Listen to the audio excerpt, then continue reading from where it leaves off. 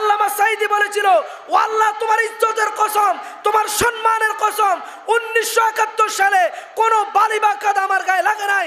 এই কথা বলার পরেও যারা আল্লামা সাঈদীকে রাজাকার বলেছে তারা পিতৃ পরিচয়হীন অবৈধ জারজ সন্তান। ঠিক কিনা বলে? ওই জারজ সন্তানরা আল্লামা সাঈদীর বিরুদ্ধে কথা বলেছে। বালাগাল উলা বিকামালিহি কাশাফাত তুজা বিজামালিহি হাসুনাত জামিউ খিসালিহি সাল্লু আলাইহি दुर्फशानी ने तरीक़ते रूह को दरिया कर दिया, दिल को रोशन कर दिया, आँखों को बीना कर दिया। बलगल उला कशाफत दुजा बिजमालिही हसनत जमीउ ख़िसालिही सल्लु। মহান আল্লাহ রব্বুল ইজ্জত ওয়াল জালালের দরবারে শুকরগুজার হচ্ছি, শুকরিয়া আদায় করছি যে মহান আল্লাহ তাবারক ওয়া তাআলা পবিত্র জুমআর সালাত আদায় করার উদ্দেশ্যে সকলের আগে আলোচনায় আমাদেরকে শরীক হওয়ার তৌফিক দান করলেন। আল্লাহ রব্বুল ইজ্জত ওয়াল জালালের দরবারে নত শিরে শুকরগুজার হচ্ছি, শুকরিয়া আদায় করছি, সকলে পড়ছি আলহামদুলিল্লাহ। সম্মানিত মুসল্লিয়ান ইকরাম, কোরআনুল কারীমের গুরুত্বপূর্ণ বিভিন্ন বিষয় নিয়ে আপনাদের সামনে আলোচনায় কথা বলে থাকি। তারই ধারাবাহিকতায় আজকে কোরআনুল কারীমের সূরা আল আনআম এর 44 নম্বর আয়াত থেকে আপনাদের সামনে কথা বলবো ইনশাআল্লাহ। কোরআন কারীম হচ্ছে আযীম কিতাব। মানবতার মুক্তির একমাত্র স্পষ্ট কিতাবের নাম হচ্ছে আল কোরআন। মানব জাতি হেদায়েতের জন্য কোরআনের নিকট আসবে, আর কোরআন মানুষদেরকে আলোর পথ দেখিয়ে দিবে। সুবহানাল্লাহ।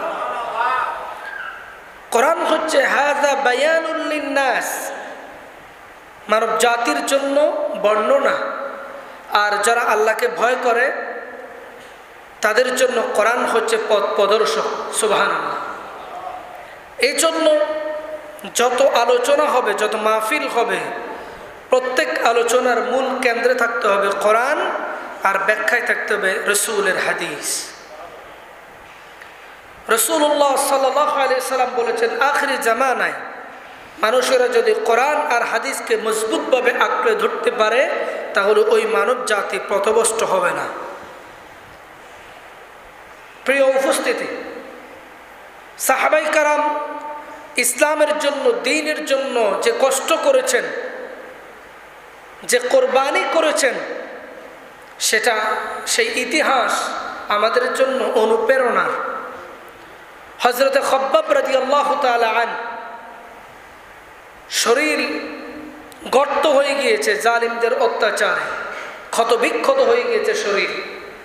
এই ক্ষতবিক্ষত শরীর নিয়ে রাসূলুল্লাহ সাল্লাল্লাহু আলাইহি সাল্লামের কাছে এসে বলে, ইয়া রাসূলুল্লাহ, কঠিন এই পরিস্থিতির মধ্যে আমরা সময় অতিবাহিত করছি, এমন কোনো নির্যাতন নাই যে আমাদের উপরে আসে না, প্রতিনিয়ত নির্যাতনের শিকার আমরা হচ্ছি, আপনি কি আল্লাহর কাছে আমাদের জন্য দোয়া করবেন না?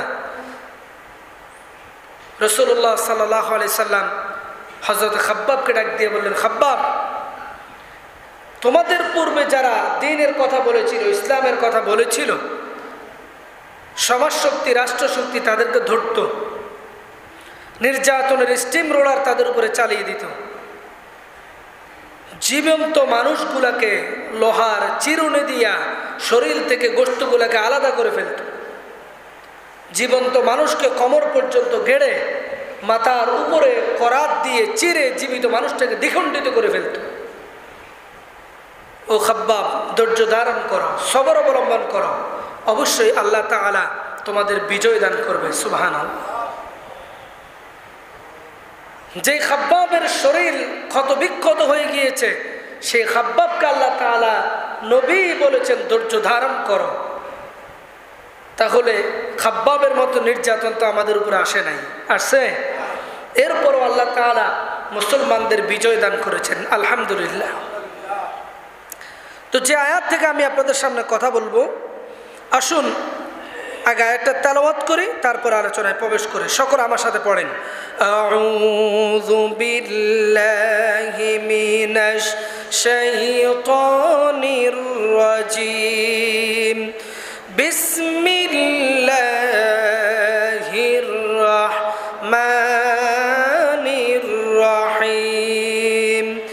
ফালাম্মা নাসু মা যুক্কিরু বিহি فتحنا عليهم أبواب كل شيء حتى إذا فرحوا بما أوتوا أخذناهم بغتة فإذا هم مبلسون صدق الله مولانا العظيم। আল্লাহ তাআলা বলছেন ফালাম্মা নাসু মা যুক্কিরু বিহি, যখন তাদেরকে দ্বীনের দাওয়াত দেওয়া হয়, কোরআনের কথা তাদের সামনে বলা হয়, তখন তারা কি করে? তাদের মুখ ফিরিয়ে নেয়। তাদের মুখ কি করে? ফিরিয়ে নেয়। ফাতাহনা আলাইহিম আবওয়াবা কুল্লি শাই। আর মুখ ফিরিয়ে নিয়ে যখন আল্লাহ তাআলা তাদের উপরে ইহসান করে, তাদেরকে তওবা করার সুযোগ দেয়, অন্যায় অবিচার করতেছে, জুলুম করতেছে, মারামারি করতেছে, কাটাকাটি করতেছে, তাদের সামনে যখন কোরআনের দাওয়াত দেওয়া হয় তখন তারা মুখ ফিরিয়ে নেয়। আর মুখ ফিরিয়ে নেওয়ার পরে ফাতাহনা আলাইহিম আবওয়াবা কুল্লি শাই, আল্লাহ তাআলা যখন তাদের উপর দয়া করে, তাদের অন্যায় বৃদ্ধি করার জন্য তাদের উপরে যখন রহমত দেয়, ধন দেয়, সম্পদ দেয়, টাকা পয়সা দেয়, তখন তারা মনে করে এগুলো নিজেদের অর্জন। এরকম মানুষ আছে না নাই?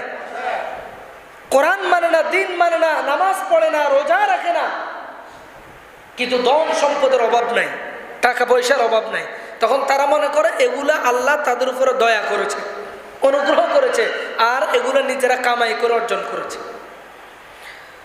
তখন কি হয়?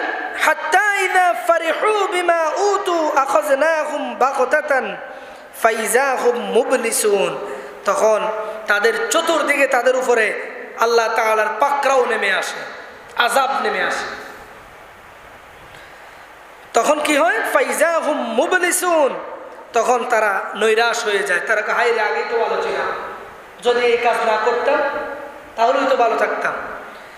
আল্লাহ রাব্বুল আলামিন বলেন, অন্যায় অবিচার জুলুম অত্যাচার যখন সীমা অতিক্রম করে যায়, জুলুম করতে করতে মানুষকে মানুষে মনে করে না, মানুষগুলার উপরে অন্যায় অবিচার করে, সাধারণ একজন মানুষকে জেলের মধ্যে নিয়ে, সাজার মধ্যে নিয়ে জরমের মতো ফাঁসি দিয়ে বিদায় করে দেয়। হর হামেশা অন্যায় অবিচার করতেই থাকে, জুলুমের কোনো শেষ নাই। আল্লাহ তাআলা বলেন, ফাকুতিআ দাবিরাল কওমিল্লাযীনা যালামু ওয়ালহামদুলিল্লাহি রাব্বিল আলামিন। আল্লাহ তাআলা বলেন, তাদের গোড়া আমি কর্তন করে দেই, এই জমিনে তাদের কোনো চিহ্ন পর্যন্ত আমি আল্লাহ রাখি না, সমূলে তাদেরকে ধ্বংস করে দেই। সুবহানাল্লাহ। আর এই দৃশ্য দেখে যারা মুমিন বান্দা তারা বলে আলহামদুলিল্লাহি রাব্বিল আলামিন। আমার ভাইয়েরা, আমরা দেখেছি এই জমিনে কত রাজা বাদশা ছিল, কত হুঙ্কার আর গর্জন ছিল, তাদের বিরুদ্ধে কোনো কথা বলার মতো ক্ষমতা কারোর ছিল না। শুধু ক্ষমতা ছিল না এমনটা নয়, নিরালায় বসে ফেসবুকের মধ্যে একটা পোস্ট দেওয়ার সাথে সাথে ওই মানুষটাকে গুম করা হয়। ছিল কি ছিল না? আয়না ঘর নির্মাণ করেছে, যে আয়না ঘরের মধ্যে মানুষদের হাত পাও বেঁধে রেখে নির্যাতন করা হতো, চোখ বেঁধে রেখে নির্যাতন করা হতো, এমন কোনো নির্যাতন নাই তাদের উপর করা হতো না। মাওলানা গোলাম আজমের ছেলে বলেছে, আজমি বলেছে, এই অন্ধ আয়না ঘরের ভিতরে আমি আজমি নির্যাতনের শিকার হয়ে আমার যত চোখের পানি আমি এই গামছা দিয়ে মুছেছিলাম, সেই চোখের পানি সবগুলো যদি জমা করা হয় একটা পুকুর হয়ে যাবে। এমন কোন নির্যাতন নাই, করা হয় নাই। আল্লাহ রাব্বুল আলামিন নারাজ হয়ে গেলেন। আল্লাহ রাব্বুল আলামিন বলেন, فَقُطِعَ دَابِرَ الْقَوْمِ الَّذِينَ ظَلَمُوا, তাদের জুলুম আর অত্যাচার যখন পাহাড় পরিমাণ হয়ে গিয়েছে, আমি আল্লাহ তাদের গোড়া কর্তন করে দিলাম, সমূলে তাদেরকে এই জমিন থেকে আমি আল্লাহ উৎখাত করে দিলাম। সুবহানাল্লাহ। সে আল্লাহ এখন আছে না নাই? এমন ক্ষমতা, এমন পাওয়ার, এমন ক্ষমতার মালিক ছিল। আমার ভাইরা দিনকে রাত করেছিল, গণের কাঠে পিছিয়ে দিয়েছিল, মানুষের উপর নির্যাতন আর জুলুম করেছে। নিজের বাবাকে এই জমিনে স্থায়িত্ব দেওয়ার জন্য 400 কোটি দ্বারা 400 কোটি টাকা খরচ করে এক একটা মূর্তি নির্মাণ করেছে। করছে কি করে নাই? মনে মনে নির্মাণ করেছে, জাদুঘর নির্মাণ করেছে। প্রত্যেকটা বিদ্যালয়, মাদ্রাসা থেকে শুরু করে প্রত্যেকটা প্রতিষ্ঠানের মধ্যে বাবার ইতিহাস পড়া বাধ্যতামূলক করে দিয়েছে। প্রত্যেকটা মাদ্রাসার রুমের মধ্যে মুজিব কর্নার নামে একটা রুম বরাদ্দ নিয়েছে। মুজিব কর্নার নামে একটা কর্নার বরাদ্দ নিয়ে বাবার ছবি লটকায়া বাবার ইতিহাস দিয়া স্থায়িত্ব দেওয়ার চেষ্টা করেছে। ওই জালিমদেরকে ক্ষমতার মস্তক থেকে নামার সাথে সাথে সমস্ত মানুষ ইতিহাস থেকে তাদের মূর্তি ভেঙে মাটির সাথে মিশিয়ে দিয়েছে। ঠিক কিনা বলে? আল্লাহ তাআলা বলেন, ফাকুতিআ দাবিরুল কওমিল্লাযিনা যালামু, এই জালিমদের কর্তন করে দিক, সমূলে উৎখাত করে দেয়, তাদের নাম নেওয়ার মতো ইতিহাস আর কেউ থাকবে না। আর এই আল্লাহর এই কুদরত দেখে, আল্লাহর এই ক্ষমতা দেখে যারা নির্যাতনের শিকার হয়েছে, নির্যাতিত যারা হয়েছে, তারা বলে আলহামদুলিল্লাহি রাব্বিল আলামিন। সুবহানাল্লাহ। কেমন পাওয়ার, কেমন ক্ষমতা! আল্লাহ তাআলা কোরআনে সব বলছে কি বলে নাই? কথা বলেন না কেন? বলছি কি বলে নাই? ফেরাউনের ইতিহাস, নমরুদের ইতিহাস, হামান, কারুন, তাদের ইতিহাস আমরা দেখেছি। গত টার্মের সরকারের ইতিহাস আমরা দেখেছি। ঠিক কিনা বলে? আমার ভাইয়ের আল্লাহ তাআলা পরবর্তী আয়াতে বলেন, হে রাসূল আপনি তাদেরকে বলেন, কুল আরাআইতুম ইন আখাযাল্লাহু সামআকুম ওয়া আবসারাকুম ওয়া খাতামা আলা কুলুবিকুম মান ইলাহুন গায়রুল্লাহ।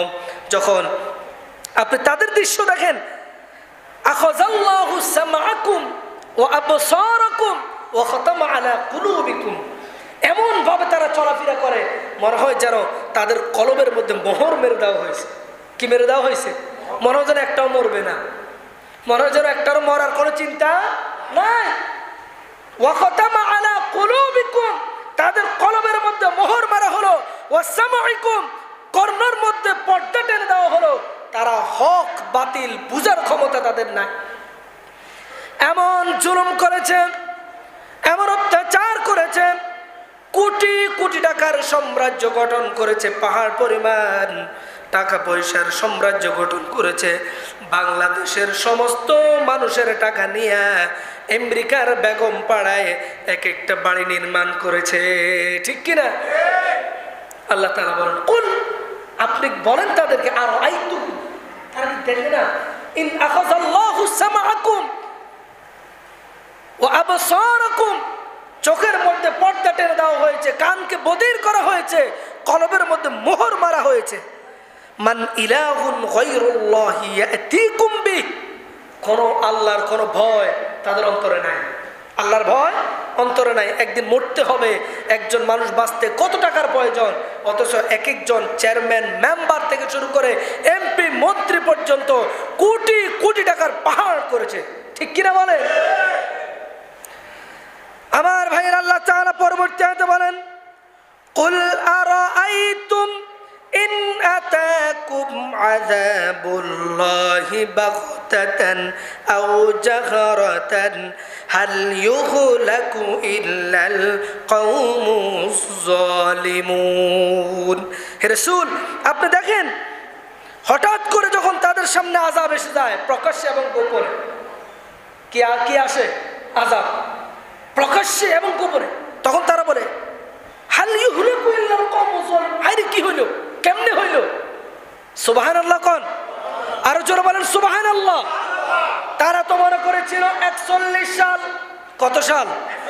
তারা তো মনে করেছিল 41 সাল। এই সাল থেকে কেউ লড়াইতে পারবে না। সাল সাল চলে যাবে 41। এই 41 সাল আগে আমাদেরকে ক্ষমতার মসনদ থেকে কেউ নামাইতে পারবে না। তারা বলে হায়রে হঠাৎ কি হয়ে গেল? এমপিরা তো পালানোর সুযোগও পেল না, মন্ত্রীরা পালানোর সুযোগ পেল না, চেয়ারম্যান মেম্বাররাও পালানোর সুযোগ পেল না। যদি আগে জানতাম অন্তত পালায়ন করতে পারতাম। আল্লাহ বলে হে রাসূল, আপনি বলে দেন আর আইতুম ইন আতাকুম আযাবুল্লাহি বাগতাতান আও জাহরাতান, প্রকাশ্যে গোপনে হঠাৎ করে তাদের ক্ষমতা চলে যাবে, হঠাৎ করে তারা ইতিহাস থেকে হারিয়ে যাবে, পালানোর সুযোগ পাবে না। হাল ইউহলাকু ইল্লাল কওমুজ জালিমুন। আল্লাহ তাআলা বলেন এই জালিমদেরকে আমি আল্লাহ এইভাবে পাকড়াও করি। সুবহানাল্লাহ, সুবহানাল্লাহ। আল্লাহ বলেন দুনিয়ার মানুষ জানতেও পারে নাই কি হবে, কখন কি হয়ে যাচ্ছে, কোন দিক থেকে আযাব আসতেছে, কোন দিক থেকে আসতেছে। এই ছোট্ট ছোট্ট কলেজ ইউনিভার্সিটির ছাত্ররা ক্ষমতা থেকে আমাদেরকে চিরতরে বিদায় করে দিবে, কোনোদিন কল্পনা করেছে? তারা মনে করেছে কত গুলি গুলি মেরে মেরে গোষ্ঠী শুদ্ধ উড়াইয়া দিব, কি আসবে আমাদের সামনে দাঁড়ানোর জন্য? ক্ষমতা থাকলে আয়। আল্লাহ বলেন ক্ষমতা নয়, তোদের গোষ্ঠী শুদ্ধা ন্যাংরা মশা দিয়া ইতিহাস থেকে আমি চিরতরে বিদায় করেছি, সে আল্লাহ আমি এখনো আছি। সুবহানাল্লাহ। বিদায় করে নাই। ক্ষমতার মালিক কে? আরো জোরে বলেন ক্ষমতার মালিক কে? আল্লাহ বলেন ফেরাউন, নমরুদ, এগুলার আমি ন্যাংরা মশা দিয়ে কাজ করে দিছি। আল্লাহ বলেন নমরুদকে আমি ধ্বংস করবো, কে আসবি আয়। হাতি আসলো, বিভিন্ন হাতি। আল্লাহ কয় না তোর দিয়ে হবে না। বিভিন্ন বাহিনী আসলো, না হবে না। মশার দল আসলো, বলে আল্লাহ আমরা ধ্বংস করবো। আল্লাহ কয় না হবে না। একটা মশা, ন্যাংরা মশা, আস্তে আস্তে সবার শেষে, সবার লাস্টে আসি কয় আল্লাহ একটা দরখাস্ত। কয় আল্লাহ আমার ফা নাই, কিছু নাই, ন্যাংরা, আল্লাহ আমার একটু তৌফিক দেন না, তারে কিছু একটা করি। সুবহানাল্লাহ কোন। আল্লাহ তোকে দিয়ে কাজ হবে। এই বড় ক্ষমতার মালিক, তাকে কোটি কোটি টাকার, যদি এক একজন এমপি মন্ত্রীকে যদি কোটি কোটি টাকার জন্য তাদেরকে ধরা হয়, তারা টাকা দিয়ে বাঁচিয়ে দেবে। আল্লাহ কয় যে না এত টাকা দরকার নাই, তোদের বিরুদ্ধে মামলা করবো 1 টাকার মামলা। মামলা কয় টাকার হইব? এটা অসম্মান। এটা কি অসম্মানে? আল্লাহ কয় তোকে কামান দিয়া, পুলিশ দিয়া, র্যাব দিয়ে মারবো না। কি দিয়ে মারবো? ন্যাংরা মশা। ওই মশা আসছে, আসি নাক দিয়ে সুন্দর মতো পজিশন নিয়ে বসছে। কয় যে মাথার মধ্যে কি জানে একটা নড়াচড়া করতেছে, আস্তে আস্তে চুলকাইতেছে। হ্যাঁ চুলকাইতেছে, আস্তে আস্তে যাতে চুলকানি কমে না। ডাক্তার নিয়ে আসলো, ডাক্তার আসি মেডিসিন দিচ্ছে, কাজ হচ্ছে না। একজন আসে মাথা বেড়ে থাপ্পড় মারছে, কয় যে ভালোই তো লাগে, থাপ্পড় আরো জোরে মার। আরেকজনে মারে, যদি ভালোই লাগে, কয় যে থাপ্পড়ানি শুরু কর। এখন চলতেছে ডিউটি থাপ্পড়ানের, শুধু থাপ্পড় মারে। কি মারে? কথা কর না, কি মারে? থাপ্পড় মারলে ভালো লাগে। কিছুক্ষণ পরে দেখতে থাপ্পড় টাপ্পড় যে মারতেছে, ও কত থাপড়ায় থাপড়ে আমার হাতও ব্যথা হয়ে গেছে, আর কত থাপড়ামো, মেজাজ গরম হয়েছে, জুতা করে মারছে একটা। কত এখন তো আরো ভালো লাগে। সুবহানাল্লাহ কোন। কত এখন তো আরো ভালো লাগে, জুতা দিয়ে মারছিস? হ্যাঁ এবার জুতা দিয়ে মার। জুতা দিয়ে মারতেছে, মারতে মারতে জুতার বাড়ির লগে মাথা হয়ে গেছে বাঘ। মশা উড়ে দিয়ে আল্লাহ হাফেজ, ডিউটি আমার শেষ। সুবহানাল্লাহ। আল্লাহ তাআলা বলেন কুল আরাআইতুম, হে নবী আপনি তাদেরকে বলেন ইন আতাকুম আযাবুল্লাহ, তাদের নিকট আল্লাহর আযাব আসবে প্রকাশ্যে এবং গোপনে, তারা টেরও পাবে না কোন দিক থেকে কি হয়ে গেল, কোথায় দিয়ে ক্ষমতা চলে গেল। সেনাবাহিনী কো ম্যাডাম তাড়াতাড়ি ভাগেন, অবস্থা খারাপ। ম্যাডাম এখন না ভাগবো না, পুলিশ রাখছি কি জন্য, র্যাব রাখছি কি জন্য, ফায়ার করো। কি করো? ফায়ার করো। আল্লাহ তাআলা বলেন ফায়ারে কাজ হবে না, আমার পক্ষ থেকে তোমার উপরে আযাব নেমে আসতেছে। চতুর্দিক থেকে আযাব আসলো, সবাই বলে হায় রে কি হয়ে গেল, কোন দিক থেকে কি আসলো কিছুই বুঝতাম না। কয় যে ম্যাডাম তাড়াতাড়ি ফালান, না হয় ফরনের কাপড়ও থাকবে না। সুবহানাল্লাহ। হেলিকপ্টারে করে ফালায়ন করলো। আল্লাহ তাআলা বলেন কুল আরাআইতুম ইন আতাকুম আযাবুল্লাহ, আযাব আসে কার আযাব? জোরে বলেন কার? আও বাগতাতান আও জাহরাতান, প্রকাশ্যে গোপনে, চতুর্দিক থেকে চতুর্মুখী সাহসী অভিযান। এই অভিযানের সাথে পালায়ন করতে বাধ্য হয়েছে। এই কথা কোরআনে আল্লাহ বলছে কি বলে নাই? কোরআন পড়ে নাই, কোরআন বুঝে নাই। কোরআন যদি পড়তো তাহলে ক্ষমতার মস্তদে বসে সাধারণ মানুষের সাথে এরকম জুলুম করতো না, ঠিক কিনা বলেন? কোরআন না পড়ার কারণে, কোরআন না বুঝার কারণে আজকে এই দশা হয়েছে। আল্লাহ তাআলা বলেন ওয়ামা নুরসিলুল মুরসালিনা ইল্লা মুবাশশিরিনা ওয়া মুনযিরিন ফামান আমানা ওয়া আসলাহা ফালা খাউফুন আলাইহিম ওয়ালা হুম ইয়াহজানুন। আল্লাহ রাব্বুল আলামিন বলেন যুগে যুগে আমি তাদের হেদায়েতের জন্য রাসূল পাঠিয়েছি, নবী পাঠিয়েছিলাম।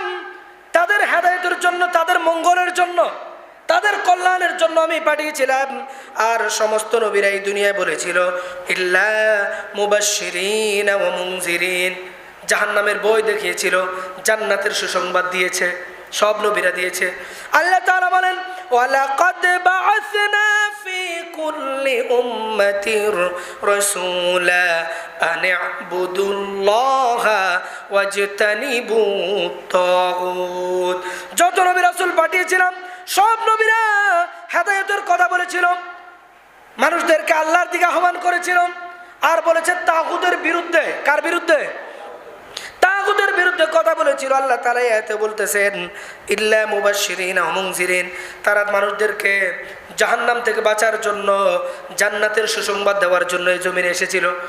এই জমিনে নবীরা আসা শেষ, নবীদের দরজা বন্ধ হয়ে গিয়েছে। আখির পয়গম্বর নবী মুহাম্মদুর রাসূলুল্লাহ সাল্লাল্লাহু আলাইহি ওয়াসাল্লামের মাধ্যমে আল্লাহ তাআলা নবুয়তের দরজা বন্ধ করে দিলেন।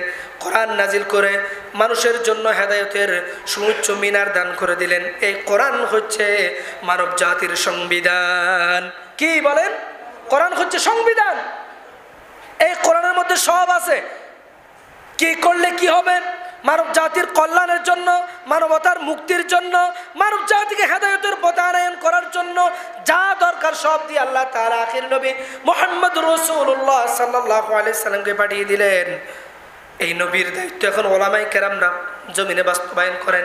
ওলামায়ে কেরামদেরকে, যে সব ওলামায়ে কেরামরা অন্যায়ের বিরুদ্ধে বলিষ্ঠ কথা বলেছেন, অন্যায়কে আপোষ করেন নাই, অন্যায়কে অন্যায় অন্যায় বলেছেন, ন্যায়কে ন্যায় বলেছেন, মানুষকে হকের পথে আহ্বান করেছেন, সেসব ওলামায়ে কেরামদেরকে ধরে ধরে জেলখানায় আবদ্ধ করে নির্যাতনের স্টিম রোলার ওলামায়ে কেরামদের উপরে চালিয়েছে, ঠিক কিনা বলে?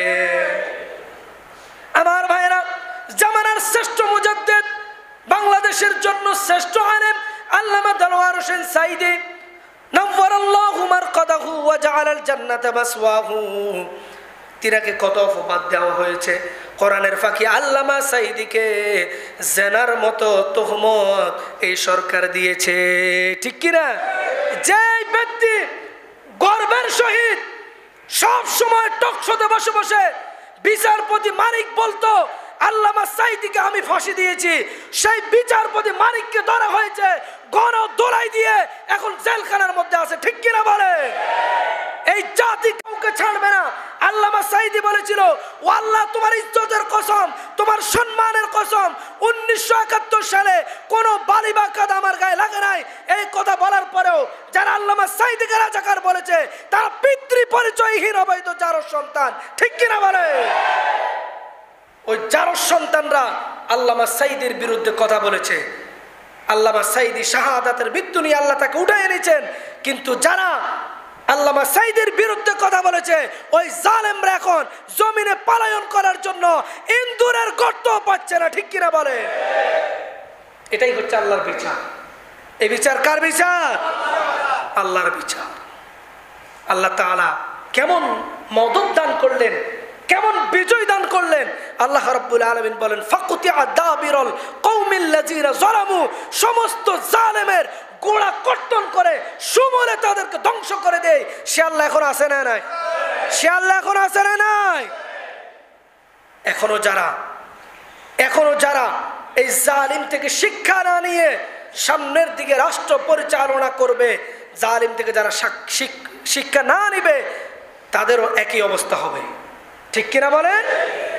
আল্লাহ রাব্বুল আলামিন কোরআন কারীমের মধ্যে বলেন, ওয়ামা নুরসিলুল মুরসালিন, কত নবী রাসূল আমি তাদের হেদায়েতের জন্য পাঠিয়েছিলাম, ইল্লা মুবাশশিরিন ওয়া মুনজিরিন, তারা মানুষদেরকে জাহান্নামের ভয় ভীতি দেখিয়েছে, জান্নাতের সুসংবাদ দিয়েছে। এই নবী রাসূলদের কথা যারা বিশ্বাস করেছে, যারা ঈমান এনেছে, আল্লাহর প্রতি বিশ্বাস স্থাপন করেছে, আল্লাহ তাআলা বলেন ফামান আমানা, যারা ঈমান এনেছে, ও আসলাহা, পরিবর্তন হয়ে গিয়েছে, সংশোধন হয়ে গিয়েছে, আর জুলুম করব না, অন্যায় করব না, অবিচার করব না, নিজেদেরকে সংশোধন করেছে। আল্লাহ রাব্বুল আলামিন বলেন ফালা খাউফুন আলাইহিম ওয়ালা হুম ইয়াহজানুন, তাদের কোনো ভয় নাই, তাদের কোনো চিন্তা নাই, তাদের কোনো পেরেশানি নাই। আমি আল্লাহ তাআলা আমার ঈমানদার মুমিন বান্দাদের জন্য আমার জান্নাত আমি আল্লাহ প্রস্তুত করে রেখেছি। সুবহানাল্লাহ। এখন পরিবর্তন হওয়ার দরকার আছে না নাই? সবাই বলেন আছে না নাই? আল্লাহ তাআলা বলেন ফামান আমানা, প্রথমে আনতে হবে ঈমান। কি আনতে হবে?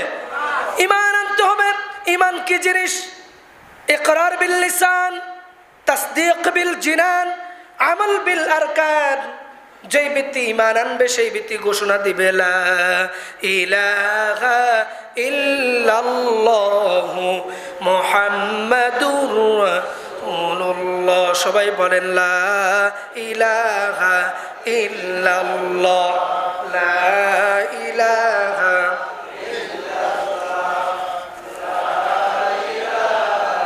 ইল্লাল্লাহ, লা ইলাহা লা ইলাহা ইল্লাল্লাহ মুহাম্মাদুর রাসূলুল্লাহ।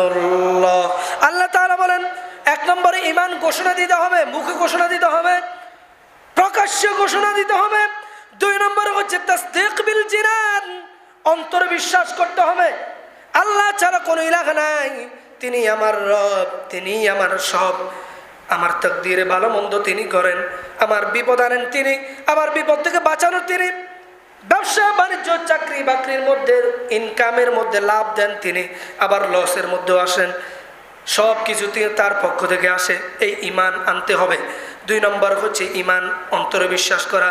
তিন নম্বর হচ্ছে আমল বিল আরকান, কাজে কর্মে ঈমান বাস্তবায়ন করতে হবে। কোরআনে আল্লাহ তাআলা যত জায়গায় বলেছেন আকিমুস সালাহ, কি বলেছেন? নামাজ কায়েম করো, নামাজ কায়েম করো। আল্লাহ তাআলা কোরআন কারীমের মধ্যে ৮২ বার বলেছেন, ডাইরেক্ট আর ইনডাইরেক্ট ভাবে আল্লাহ তাআলা ৮২ বার বলেছেন নামাজ কায়েম করো। নামাজ পড়তেই হবে, নামাজ ছাড়া ইমানদার হওয়া যায় না, নামাজ ছাড়া মুসলমান হওয়া যায় না, নামাজ ছাড়া যাকাত দিলে কোনো লাভ নাই, নামাজ ছাড়া পর্দা করে কোনো লাভ নাই, নামাজ ছাড়া হজ করে কোনো লাভ নাই। এক নম্বরে নামাজ পড়তেই হবে, নামাজ পড়তেই হবে। এজন্য আল্লাহর নবী বলেছেন যে ব্যক্তি ইচ্ছে করে এক ওয়াক্ত নামাজ ছেড়ে দিল, সেই ব্যক্তি ঈমানের গণ্ডি থেকে বের হয়ে গেল। আমার ভাইয়েরা, কোরআনে আল্লাহ তাআলা বলেছেন আকিমুস সালাহ, নামাজ কায়েম করো। দুই নম্বর আল্লাহ তাআলা বলেছেন আকিমুদ্দিন, দিন প্রতিষ্ঠা করো। কি করো? নামাজ কায়েম করো। দুই নম্বরে দিন প্রতিষ্ঠা করো। দিন প্রতিষ্ঠা করতেই হবে।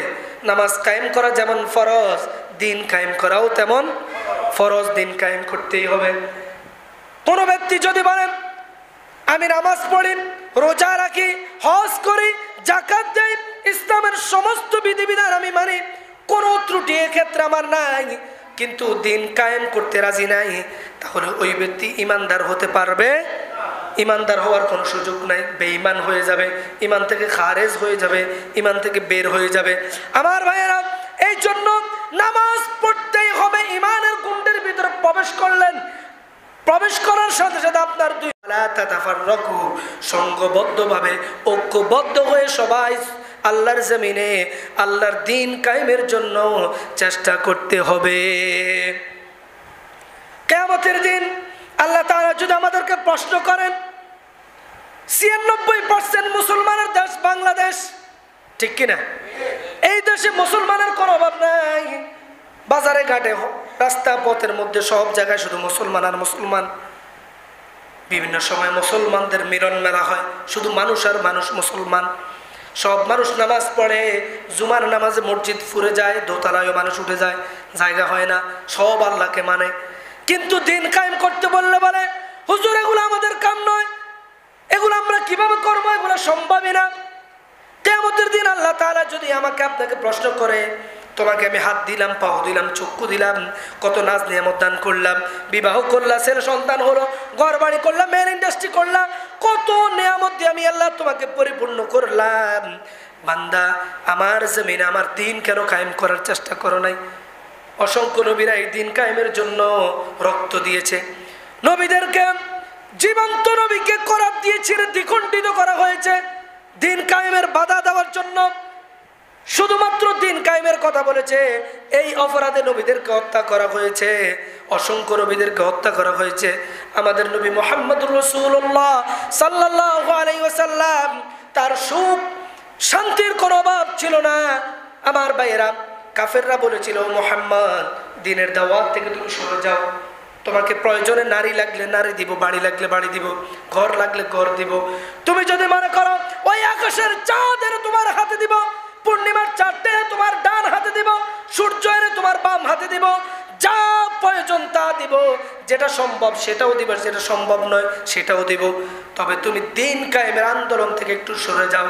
আল্লাহর নবী এই কাফেরদের এই প্রস্তাবে রাজি হয়েছে নাকি বলেন? আল্লাহর নবী বলেছেন, কাফেররা শুনো, যেটা দেওয়া সম্ভব সেটা তো দূরের কথা, যেটা দেওয়া অসম্ভব সেটাও যদি তোমরা এনে দিতে পারো, তবু আমি আমার শরীরে জান থাকতে জীবনে এক চুল পরিমাণ ইসলামী আন্দোলন থেকে আমি পিছপাও হব না। সুবহানাল্লাহ। আমি দিন কায়েম করবই করব। যেই নবীর শরীরে মশামাছি বসা নিষিদ্ধ ছিল, হারাম ছিল, সেই নবীর শরীর পাথর মেরে রক্তাক্ত করে দেওয়া হয়েছে। যেই নবীর শরীরে মশামাছি বসা নিষিদ্ধ ছিল, সেই নবীর দান দান মুবারক শহীদ করা হয়েছে, লোহার হেলমেট ভেঙে মাথার মধ্যে ঢুকে গিয়েছে, রক্তাক্ত হয়ে গিয়েছে। সাহাবাই কেরাম হেলমেট বাহির করতে চাচ্ছেন, কিন্তু হচ্ছে না। আমার ভাইয়েরা, দাঁত দিয়ে কামড় মেরে আল্লাহর নবীর শরীর থেকে, মাথা থেকে হেলমেট, লোহার হেলমেট বের করেছে। আমার নবীকে আল্লাহ তাআলা এত পরীক্ষার মুখোমুখি করেছেন, তবু আল্লাহর নবী দিন কায়েমের আন্দোলন থেকে এক চুল পরিমাণ পিছপাও হয় নাই। সুবহানাল্লাহ।